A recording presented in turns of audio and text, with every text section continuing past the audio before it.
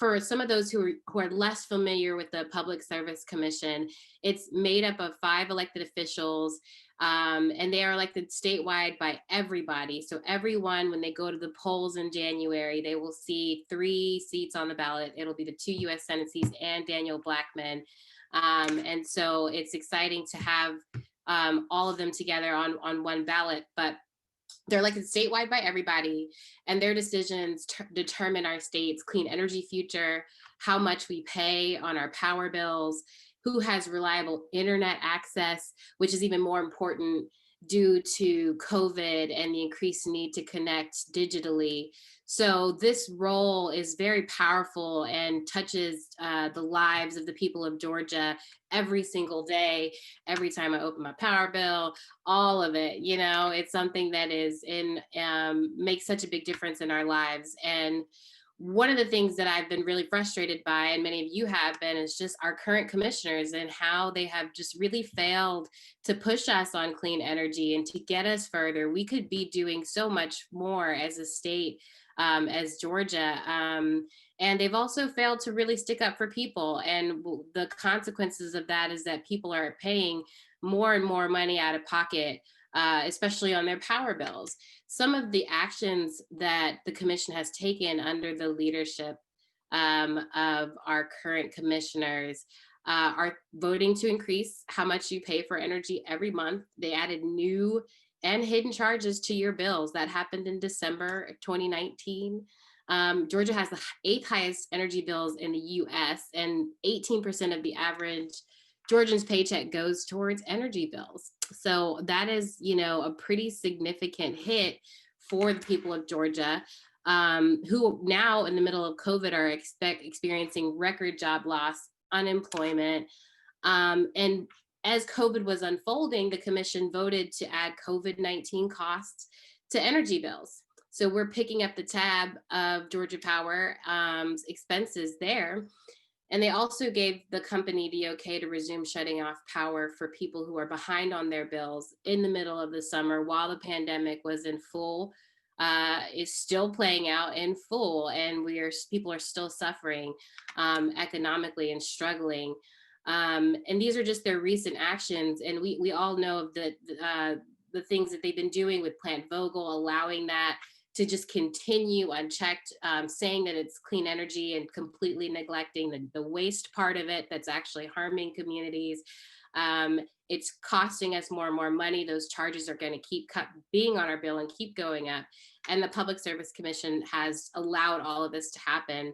And one final thing is coal ash. There are lots of communities across Georgia who are living near coal plants. There's coal, not properly stored, leaking into the groundwater.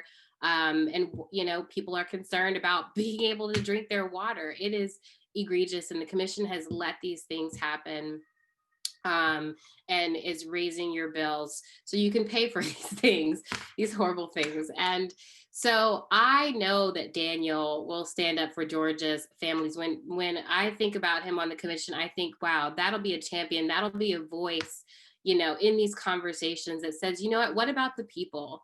What about the people of Georgia? How is this going to impact them? And he's going to go above and beyond to, get everything he can during the integrated resource plan, during rate cases, and all the things that the Public Service Commission makes decisions on. I know he's advocating for lower power bills and bill payment assistance programs. He's pushing for clean energy and protections for communities from things like the toxic coal ash pollution. And he's committed to creating a connected Georgia and bringing reliable broadband internet access to everyone. So I feel really strongly that just as many of you all can spread the word that this is on the ballot and Daniel is our candidate and he's going to be great. Please do.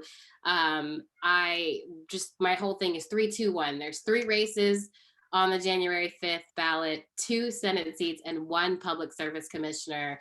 That is Daniel Blackman. And so I encourage y'all to get out, get involved. Go to gcvoters.org/events. We've got lots of volunteer events on the calendar. Some now will have even more added over the weekend. But yeah, I'm here for Daniel. I'm glad that y'all are here for Daniel too. Please spread the word.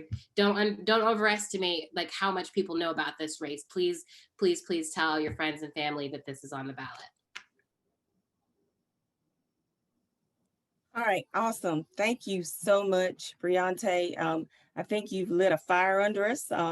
Thank you for sharing all that information about, what Daniel stands for, and that's really important. So, thank you again for speaking this evening. And now I'm going to turn it over to Rosea Shepherd. She's here that she has a little few things she'd like to say. She's one of the ones that helped organize this event. So, Miss Rosea Shepherd. Thank you, Sabrina. So, first, I want to thank all of you for making your presence felt here tonight. Thank you to those of you who've donated, those of you who volunteered, signed up to help Daniel out, because this is really important. We need to get his representation on the Public Service Commission, on the PSC. And it's going to take about 200% of your participation tonight to get us there. The current PSC is all Republican. We want to send a District 4 commissioner to that organization to represent the people. And that person has got to be Daniel Blackman. There's anybody better to do it. Right now, we need to get word out to everybody that there are 3 names on the January 5th ballot and that they need to vote all the way down and all the way across. I've seen the ballot and it actually turns a corner. So that's how I'm putting it. So it takes money and people power to make happen what it is that we've been talking about tonight.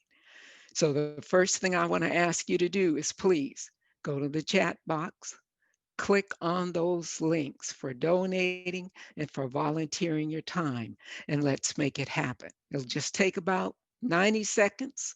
And we have a $1,250 match that's sitting there.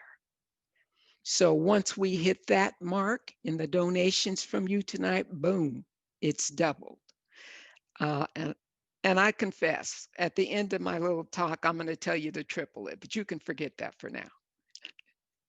What is Daniel going to give us in return?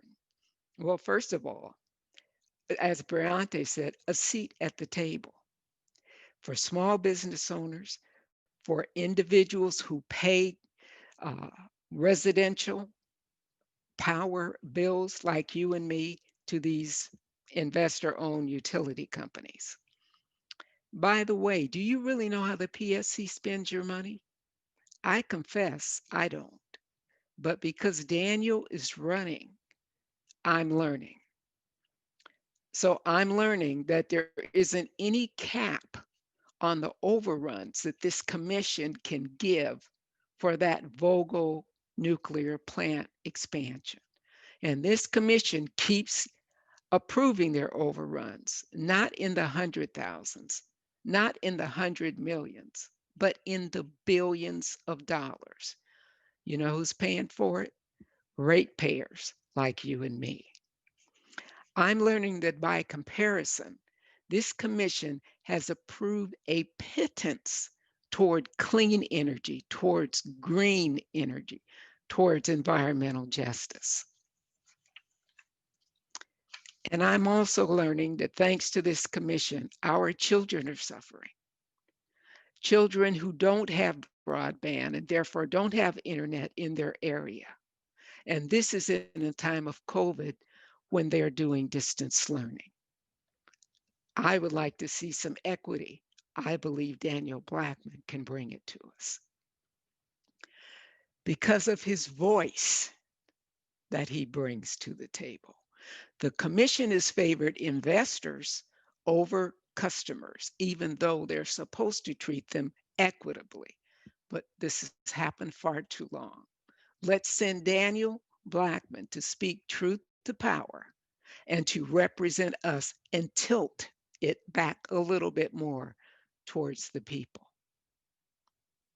But there's one more thing to be gained. Don't forget, he's not just an observer, he is our vote at the table.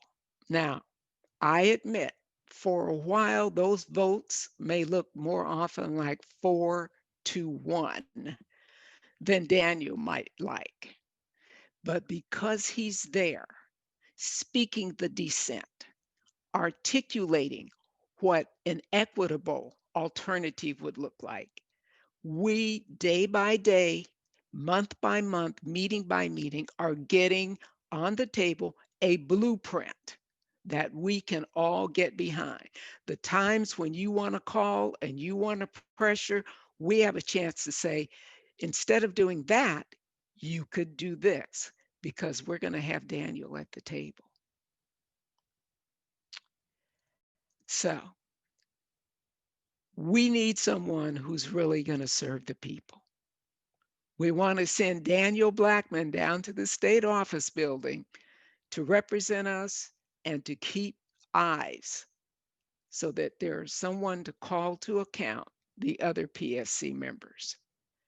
Let's put a conscience on the commission. So I'm asking you, take those 90 seconds, go to that chat box. There is a link to donate. There is a link to volunteer. I want you to give until your pocketbook squeals. Then I want to hear your wallet whine. And then I want your online account to start aching. Then I know you're right. I want you to volunteer until your tennis shoes wear out and your cell phone goes dead. Match that challenge grant we've got. Give your time, give your money, and let's win the whole damn thing. Thank you. Back to you, Sabrina. All right, Rosea. Wow, that was awesome. Listening to you, he's gonna have millions in his in a few minutes. Oh my. So it is my pleasure to introduce the main speaker for this evening. I'm just going to say a few lines and then I'm going to let him have it. Daniel is running again for the Georgia Public Service Commission District 4 because he wants to be a voice for families and people on fixed income, business owners, and all ratepayers throughout the state of Georgia.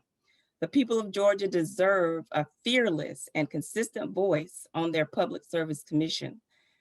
He plans to strengthen utility assistance programs, fight for cleaner, more efficient energy solutions. He wants to bring high-speed internet to all 159 counties, secure our electric grid against threats, and be a fearless voice for Georgia utility ratepayers. So without further ado, I turn it over to Mr. Daniel Blackman. Welcome. Hey, everybody wave at me, wave at me. Oh man, look, Rosea, I'm about to hire you. You're gonna be on my staff because what you just did, man, I mean to Briante, to Becky, to Martha Shockey, Judy Adler, my friend and my entry point into the environmental justice movement, Miss Bobby Paul, who I know is on this call from the time that you came to the Concerned Black Clergy when I was 24 years old, and you had those little beads and you dropped them into a bucket to tell me about nuclear proliferation in the world. I understood fundamentally that this was a situation I wanted to deal with. So I want you all to know that my commitment to the environment didn't start because Donald Trump got elected. It was well before that when people like Bobby and Reverend Gerald Durley and so many people saw something in me that I didn't see in myself. And to the folks at Georgia Wand and to so many great people, I would not be where I'm at without you. If you don't know me, by the time this call is over, you will probably know more about me than folks that have hung out with me a little bit. But this election is important, but we're gonna have fun tonight. I'm gonna introduce myself. I'm open to every question. Please don't ask me all bogle questions because we all know where we stand. So if you want to know something private or personal about me, Briante, I don't know if I mentioned your name, but I love you so much. You have been not only a supporter, but my family and I have looked to you for your leadership, for your guidance, your direction, and for so many areas. So to those that don't know me, my name is Daniel Blackman. I was born in Boston, Massachusetts. I'm the son of immigrants. My mother and father are from Barbados. My grandfather served at the United Nations. He was a diplomat to the United Nations and retired as a consul general to New York. So I come from a family of service. My dad served in the United States Army for almost 22 years, and he's now buried at the Georgia National Cemetery in Canton, Georgia. So I'm someone that really believes in what I'm doing. And I got into a runoff, which I'm extremely excited about and which we'll talk about tonight, because I have had so much of an opportunity to work in every corner of the state, as north as Raven County, as south as Lowndes County, into Chatham, coastal Georgia, mountainous Georgia, rural Georgia. There's not one place that we have not made an effort to touch and to be involved with. I grew up in Columbus, Georgia, after my family and I were deployed from Vicenza, Italy. And while I spent my time in Columbus, my formative years, I was recruited to go to Clark Atlanta University. I'm an alum of Clark Atlanta. My wife is an alum of Spelman College, which are historically Black colleges. And I have been in Atlanta since 1997. And this has been an honor, the journey that we have been on to be in the position we're in. And I mean, this is, honestly, I'm just excited. I just got off the road with John Ossoff. We were in Macon, Georgia today. I was working to make sure the folks in Juliet, Georgia knew they had a champion to fight coal ash in the state of Georgia. I made sure that we talked to them and that we made them understand that while we do have amongst the highest utility rates in the United States, like Briante mentioned, while we do have issues with an expanded nuclear facility, 2 nuclear reactors that are 5 years behind schedule and $14.5 billion over budget. We also know the fierce importance of making sure that we are committed to the coal ash fight in this state. So here's what I want you all to know. It's of the utmost importance for us to understand that this has traditionally been a down ballot election that we have really had a challenge in. I'm very privileged to have had the endorsement of Lindy Miller, who is a friend of many of us on this call. Lindy brought us extremely close in 2018, and I'm forever grateful for her endorsement, for the endorsement of GCV, of the Sierra Club, the AFL-CIO, and so many of you on this call that represent an array of organizations. So here's what I came on this call to tell you. First of all, I want to give you a global perspective of the impact that we're facing, and then I want to give you somewhat of a localized space. Then I'm going to be quiet because I want you guys to ask questions, and I want us to enjoy the remainder of our evening and let you know how you can contribute, how you can volunteer, and how you can support us. As I mentioned, my grandfather was a diplomat to the United Nations, and one thing that has bothered me during the pandemic is the impact of 2 areas. Number one, the personal impact on families in this country. 23 million Americans run the risk of eviction by the end of this year. 205 million Americans run the risk of utility disconnections by the end of this year. Georgia is one of the states that has ended their moratorium, which in Georgia, our moratorium ended in July. So as of July 15th, utilities across this state for some of the struggling families has continued. The Public Service Commission has already given the utility companies, Georgia Power, the liberty to recoup what they consider losses. While people are struggling with unemployment, Georgia Power gets to recoup what they feel they should have made during that time, on top of 2 utility base rate increases that happened at the end of 2019. These are issues that we're faced with every day. And when you have children across this state that are struggling with access to wireless broadband and high-speed internet, when you have senior citizens on a fixed income who have already been struggling because when their rates increase, their income stays the same. When you have families in this state that are struggling with so many areas to keep food on their table, their children should not be unintended consequences. A parent's income should never determine their child's outcome. The global perspective that I wanted to share is from a call I was on with the United Nations Committee on Global Education. And this report states that as of the start of COVID-19, 290 million children globally have dropped out of school because they lack access to wireless broadband. 1.5 billion children globally do not have the adequate amount of wireless broadband they need to continue to succeed. In the United States, 50 million people lack access to wireless broadband, and of that 50 million, 9 million are children. So I want you all to understand that the fact that the infrastructure was not in place to expand broadband in this state has left many of our counties behind. When you factor in the fact that Georgia, 88% of our prison population reads at a third grade level. Most of our prison population comes from rural and underserved areas. And we understand that when there's not digital and technological infrastructure in these areas, it causes an issue. And so we understand there's a technology challenge with expanding broadband. We understand there's a public health challenge when you look at coal ash and our dependence as a state on fossil fuels. Our dependence on this state in not investing into renewable energy has caused us to be crippled in many areas. I'm 41 years old now, but I grew up with asthma. And I now have a 16-year-old who is extremely talented in sports. But unfortunately for my child, an emergency inhaler is on the sideline at every moment because my son has asthma. And I understand that clean air and clean water are critical to our communities, to every community, but especially to marginalized communities where low and moderate income families live, especially in areas where rural families are struggling because their air quality and their protections and the regulations that should be in place and the impacts that happen, whether it's in North Georgia with water contamination or it's sterigenics. We understand that there are too many problems across this state that have gone unanswered and that have really had a direct impact on our communities.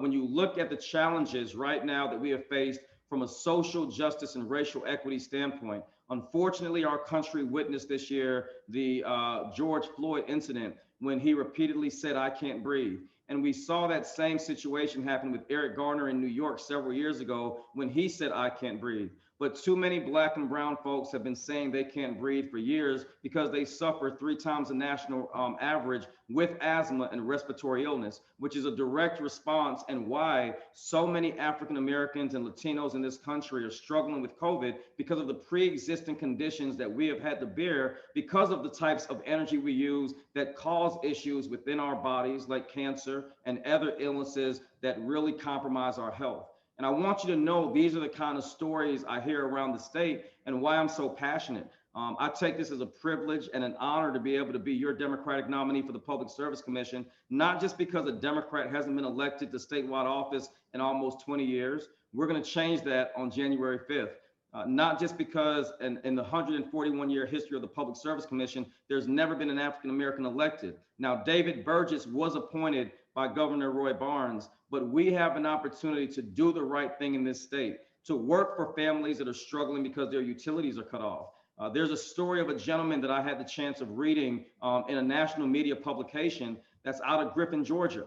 He's a diabetic, and for over 80 days, this gentleman has had no power in his house. He has had no electricity, which means that as a diabetic, he can't refrigerate his insulin. So what he has had to do every morning is work with his daughter to make sure that they can go to a local convenience store to get bags of ice to put into a cooler so his insulin doesn't go bad. So I want us to understand that there is a face to the types of arguments and cases that we're making. When we talk about expanding opportunities for solar in the state of Georgia, we're saying that because we will not compromise the future of our children.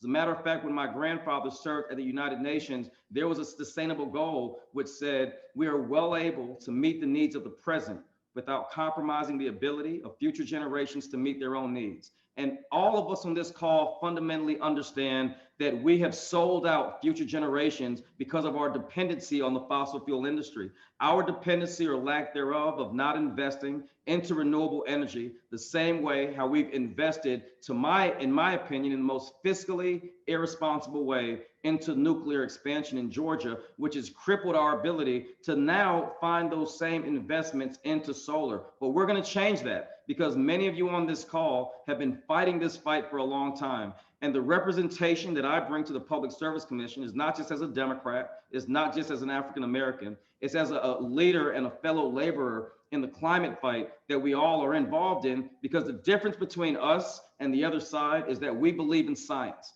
The difference between us and other folks is that we have put ourselves in a position to be on the front line of the most marginalized communities. And I couldn't have been more privileged between 2008 and the end of the Obama presidency to have worked in many areas, such as the Clean Power Plan, where we worked globally to make sure the United States put ourselves in a position to sign what we now know as the Paris Climate Accords. As a matter of fact, I was at the Vatican in 2015 ahead of the signing of the Paris Accords to witness the Pope give the encyclical on climate change, where he specifically spoke about the impact of global poverty and countries and communities that did not have the ability to sustain themselves. Whether it was the Caribbean and an island like Barbados, where my family was from, where sea level rise is compromising their survival, or it's areas like Australia, which we have all seen the brush fires that happened that destroyed so much of their wildlife and their ecosystem. We have to understand that the Public Service Commission and this race is just as, in my opinion, for many reasons, equally as important as the United States Senate races that have us at the center of the political universe. Why? Because the Biden-Harris administration needs the US Senate to make sure that they can pass the laws and the policies that can help us be back on track and to repair, quite frankly, the damage that the Trump administration has done with the Department of Energy, with the Environmental Protection Agency, with the EPD, and so many other governmental agencies, such as the Department of Interior, that have failed to protect our private land, that has failed to protect our most natural resources that exist in Georgia and around the country. And I want you all to understand that this is going to take a lot of work. And it's going to take a lot of time and a lot of energy. What was done in the last 4 years to destroy so many advancements that were made with the Obama administration, such as the Stream Protection Act, which we had in place to make sure the regulatory process was protected, protecting private lands. We all remember the challenges that our Native American communities have faced with drilling and with so many other areas. And I want you all to understand that Georgia has an opportunity, yes, to turn over the Senate majority to Congress and to have the Biden administration on a trajectory to be successful. But let's also understand that Georgia is also at the center of the political universe as it relates to the climate fight. The Biden-Harris administration has committed $2 trillion to fighting climate change over the next 10 years. 40% of that for environmental justice. And we all know that most communities that are adversely affected, such as Burke County, Georgia, Juliette, Georgia, Monroe County, Georgia, where they found uranium in the well water. I got off the phone yesterday with 2 Republicans, and they had signs in their front yard. One of the signs said that we're voting for Donald Trump, re-elect Donald Trump, keep America great. But right next to those yard signs, they had signs that say, Georgia Power, get off of our property. Because they understand the land grab that has happened with Georgia Power over the last few years, where Georgia Power is actually buying up land where coal ash contamination has been overwhelmingly cited. But instead of really fessing up to the situation, Georgians like you and I are paying a $500 million bill to clean up a problem that we had nothing to do with. And we're forced over and over and over again to pay for the mistakes of big utilities and corporations. That's why our campaign committed to not taking a dime from utility companies that are regulated by the Public Service Commission. We've taken a fossil fuel pledge to not take any fossil fuel money. And I'm very proud to say today that we have returned over, I know one check for $300, but over $500. I don't have the exact number, but we have returned 3 checks that have come to our campaign from the fossil fuel industry, because we're not just campaigning. We believe in integrity. We believe that transparency matters, and transparency is something that has not existed at the Public Service Commission. They have given a blank check to Plant Vogtle, to Georgia Power and the Southern Company. Our legislative body has not done enough to protect us. We all know that, because in 2009, when Vogtle was actually approved, we saw a time after time where construction work in progress and our itemized bill, when we're able to see that consumers over the last decade have spent upwards of $1,000 into Plant Vogtle. And you're talking about 2.6 million Georgia Power customers that have paid $1,000 into it, not counting our churches, our mosques, and our synagogues, nor are we counting the schools around the state of Georgia that have paid upwards of $10,000 to $12,000 into nuclear Plant Vogtle, which I remind you is 5 years behind schedule, and it's $14.5 billion over budget. And on top of that, this is a project we will be paying for, according to Georgia Power's own CFO, for the next 60 years. Regardless of if this project ever goes online, we are responsible to fit the bill. Your children and my children, your grandchildren and my grandchildren. We have literally given up a significant part of their future to mortgage our opportunity to have invested into solar and other renewables. So here's how I want to leave you on a positive note. I'll steal this sentence from our good friend Elizabeth Warren. I have a plan. We have a plan to combat and to fight back on everything, because we understand that I will be 1 vote out of 4, and I'll be the only statewide Democrat elected for at least the next 2 years. So here's what our plan is. Number 1, we want to replicate what has been done at Michigan State University, which is the Institute of Public Utilities. What we plan on doing is activating our community colleges, our technical colleges, and our historically Black colleges around the state of Georgia. Imagine if we took the Metro Atlanta region as an example, and we got Georgia Tech, Morehouse, Spelman, and Clark Atlanta University to host a series of regional stakeholder meetings when every time a utility decision is made, whether it's an integrated resources plan, a rate increase, or something that will be passed on, a cost passed on to ratepayers. Imagine if we had a space consistently to convene organizations like GCV, the Sierra Club, Georgia WAND, and other organizations that are represented on this call. We want to do that in a consistent manner, but here's the more important part. We want to do it regionally throughout Georgia. We want to have a coastal Georgia Institute of Public Utilities. We want to have a North Georgia space where I would represent, even though this is a statewide election, I would be representative of the entire North Georgia, which includes Blue Ridge. It includes Raven County, my county seat, Forsyth County, and so many more. I believe that if we're able to open up our campuses after we get beyond COVID, we can convene people from around this state to not be on the menu, but at the table. And that's the challenge that we have faced for so long. That is what Rosea was saying earlier when she talked about being at the table. We need to understand that if you're not at the table, you're on the menu. The utility companies have made decisions time after time for individuals like those of us represented on this call. And we want to change that narrative. So we want to break the state up into regions and make sure that Middle Georgia, Coastal Georgia, rural Georgia, North Georgia, Metro Atlanta, we want to make sure that we speak to the needs, because what Coastal Georgia is struggling with may not be the same priorities as Metro Atlanta. And what the needs are in North Georgia may not be the same needs in Middle Georgia. So we have to understand how to speak to folks that may be in Blue Ridge or may enjoy the water in Lake Lanier or Lake Oconee or wherever we are in our state. We've got to recognize the opportunities, but also the challenges. We have to recognize the spaces that we exist in, whether we are with Georgia Power, we have an EMC. We have to begin to educate people. And I'm very proud that we made it into a runoff for 2 reasons. Number 1,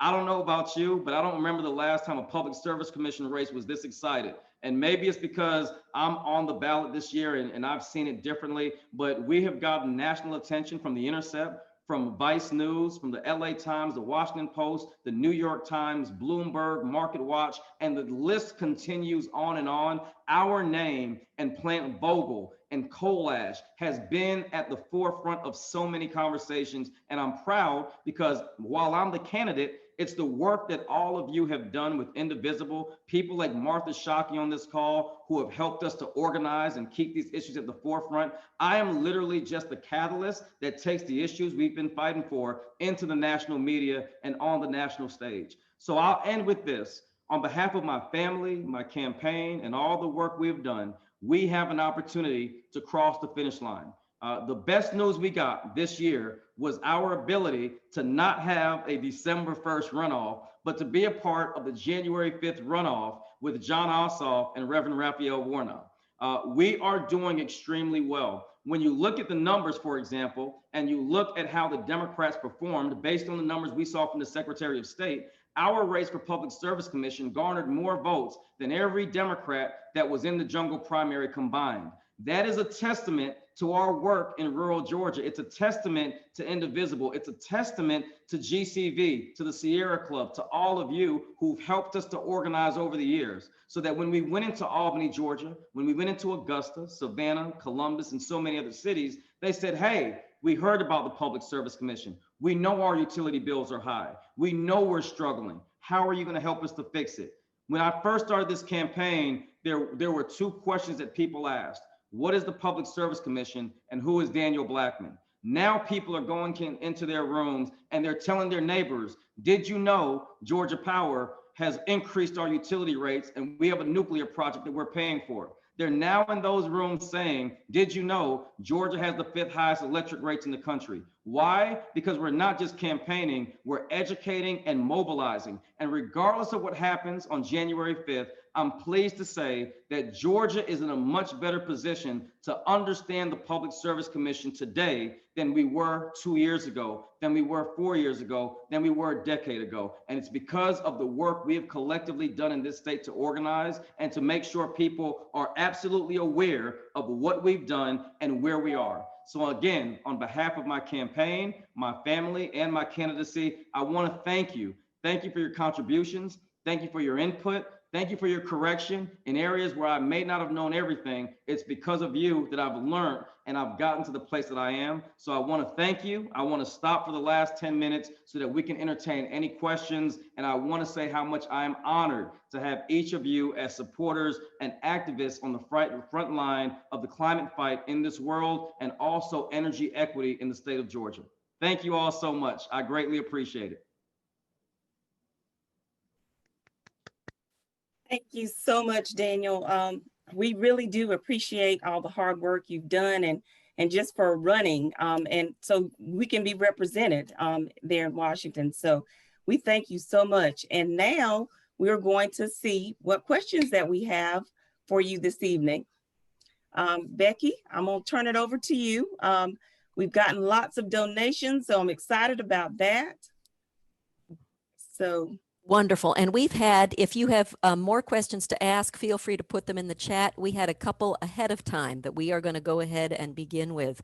So Daniel, one of the questions that came in ahead of time was, how do you foresee interaction between Georgia's Public Service Commission and President-elect Biden's Climate 22 plans? And if you could speak to that question, that would be wonderful.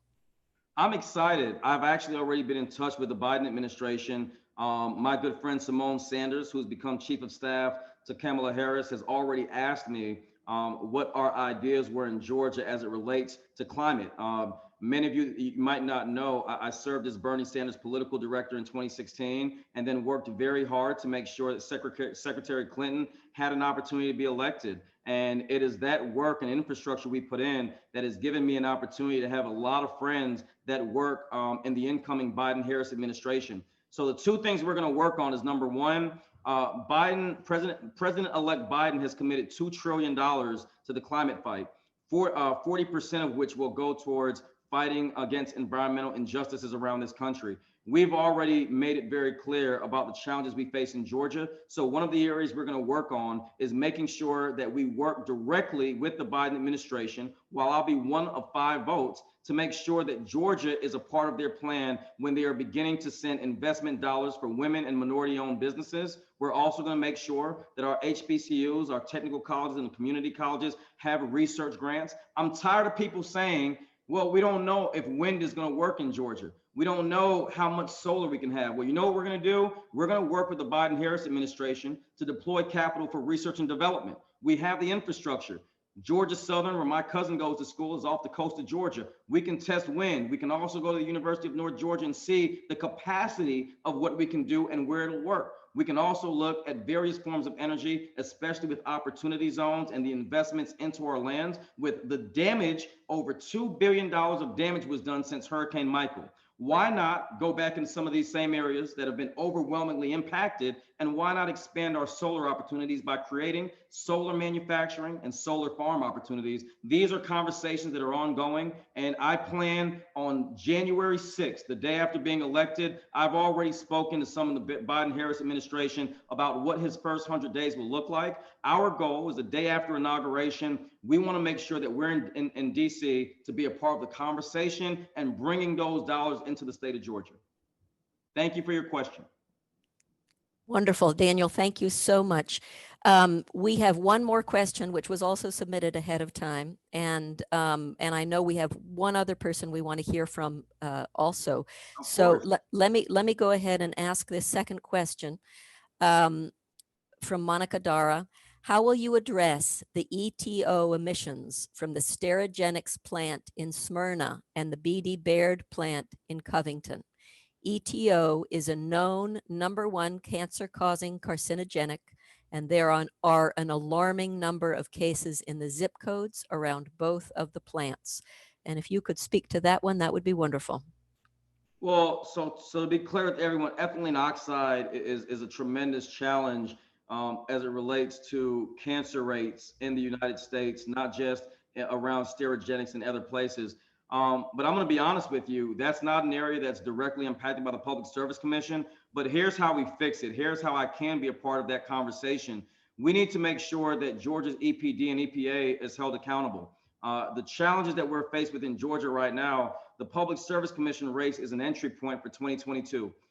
That year, we can elect a governor, an attorney general, a lieutenant governor, and many other positions that can have a direct impact on, in my opinion, not just finding these organizations, but bringing up criminal accusations. I think that what we are seeing, not just in these areas around these particular plants, is we've seen a gross injustice, and we're seeing monitoring that's not coming quick enough. We're not seeing, in my opinion, enough of an investment. And we've seen the same thing, not to pivot, but with coal ash. We're seeing individuals that have suffered with cancer. They've suffered. I just spoke to a gentleman in Juliet, Georgia, who told me that there's black soot coming out of his water when he turns on his water to turn it on. And he said 3 of his neighbors have been diagnosed with throat cancer within the last 5 years. So we need to look at these other areas that are emitting these challenges from a whole perspective. We need to put more pressure on the Georgia EPD. We need to educate the existing legislative body, because I'm going to be honest with you, we don't have enough people that are fearlessly fighting against these issues.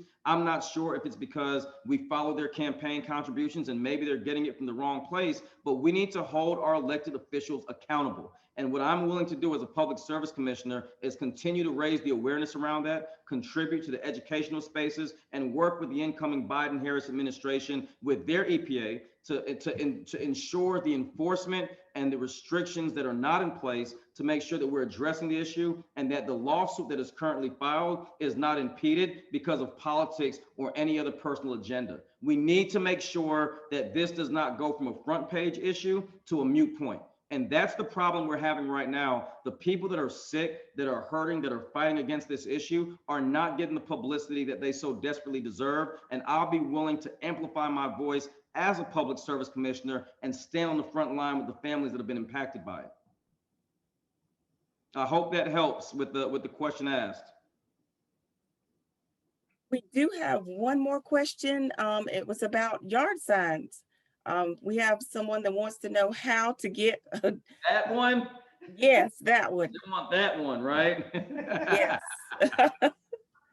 Oh my gosh! Look, to everybody on the call, I am extremely excited, and you know, it's the funny thing is, all of us, John Ossoff, Reverend Warnock, and myself, we're all working tirelessly. I had to switch back to gallery mode. So we're all working tirelessly to make sure that we are working across the clock, around the clock, to make sure that everyone knows that we all are in support of each other. You do understand that the U.S. Senate races are federal races, and mine is a statewide election, which operates differently. So the signs that we currently have, which are these blue ones behind that say Warnock, Ossoff, Blackman, and it looks like a sign for a superhero movie, if you ask me. So we're really excited about the opportunity, but these were made by the DeKalb County Democrats. Now, the great thing is that I have about 105 of those signs. So here's what I'm willing to do. Becky Butler and Martha Shockey are on this call. I'm putting y'all on blast. You guys are gonna get me in a lot of trouble because my inbox has been blown up. And out of the 100 and maybe, I think overall I've got 125, I will give you guys about 75 to 100 of those signs because you're on this call. If you contributed, please contact Becky Butler. I will make sure that Becky and Martha and other folks know about it, and we will make sure that the signs that I have in my garage are passed on. I'm not going to do that to you guys. We will get rid of as many of them as possible, and we'll save a handful for some friends that have overwhelmingly asked and bugged me, to say the least, to get those signs. So yeah, we have 100 of them for Becky Butler and for Martha Shockey and for Briante. Contact one of the organizers of this meeting, and we'll make sure we have a drop location where you guys can get those signs. So I will see, this is what happens when you register and you contribute and you fight for the third guy in the runoff. So there we go. I'll get them over to you. Thank you for that. We definitely appreciate it because we do want to represent you all. And so now we are going to hear from one of the young ladies, another one that helped organize this event. Her name is Jenny McGuire. And then after that, we're going to go ahead and wrap it on up.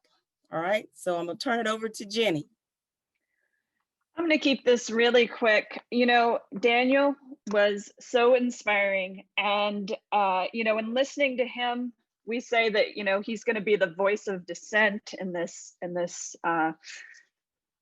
panel. But, you know, I think he's also going to be the voice of reason. He's a voice of scientific reason. He knows what he's talking about. And he is going to bring some of this reason, some of this logical thinking to our processes and to the Public Service Commission. You know, we've heard from Briante, from Rosea, from Daniel about what a super compelling campaign that Daniel brings to Georgia. And it's a great platform. He's going to, you know, make our state a better place. But one other thing I want to just mention and bring up is that if this campaign does it right, and they will, they are going to bring out voters that are not that concerned about federal issues. They are going to bring out the voters that are really concerned about their local issues, their fiscal issues, the issues that are directly affecting them. And the voters who really care passionately about making Georgia a better place. And we know that the Warnock campaign, the Ossoff campaign, the Blackman campaign, they are on such a narrow margin to win. And this campaign has the potential to make that difference, to get out those voters who are so excited and so concerned about the issues that are going on in Georgia today. And so I just want to reiterate what Rosea said, and that is that we have a matching donation. So if you give during the course of this hour, your donation counts as double, so you'll be double matched. Here's your last call to donate. Please donate. But we also really, you know, time is money. People say that all the time. We equally need your effort. So if you don't have the money, if you can't squeeze that purse anymore, we really need your feet on the ground. There's so many opportunities, and they're out there on that volunteer page to get involved, to write letters, to send texts, to put signs out, to let your friends and colleagues and neighbors know who Daniel Blackman is. Make sure that people are voting both down the ballot and coming out to vote up the ballot once they come out for Daniel Blackman. So please, please give everything that you can. Use your passion for this incredibly well-spoken campaign, far outreaching, putting all of their so much effort into really informing the public and making the public understand what's at issue here, what's at stake here, and how they're being affected by these issues. Please go ahead and do everything you can to make sure that this campaign goes all the way. Thank you. Thank you, Jenny. Thank you to all those who have spoken tonight. Thank you to Rosea. Thank you to Sabrina. Thank you to Briante. Thank you beyond all measure to Daniel for stepping up and stepping in and stepping out to do this for all of Georgia. Thank you so much to every single of you who are here tonight. Thank you to our 20 extraordinary co-hosts. It's been just a pleasure beyond pleasure to collaborate with Scriven Forward in particular, and to all the co-hosts of all 20 rural and urban grassroots groups represented as co-hosts tonight. We are so grateful to all of you. And a reminder also that if you, even after you get off of this call, if you donate to that indivisible donate link tonight, it will still be matched up to $12.50. And here we go, we can do this. And what I would love to do is I would love if we're gonna let everybody unmute themselves. And if you would just unmute them yourself, and if we could give one big hoot and holler for Daniel Blackman for PSC. Oh, Daniel.